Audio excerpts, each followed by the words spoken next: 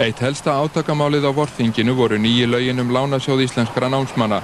Löggæsla var í þinghúsinu við afgreiðslu málsins og í sömu mund og menntamálaráðherra kom í Alþingishúsið voru 2 námsmenn handteknir og fluttir til yfirheyrslu fyrir gangstéttabrot.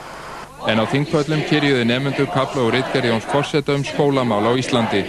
Því að engum peningum varið heppilegar en eins sem dreift fyrir andlega og líkamlega framför sem mest að verða má. Við eigum að hefja hugann hátt.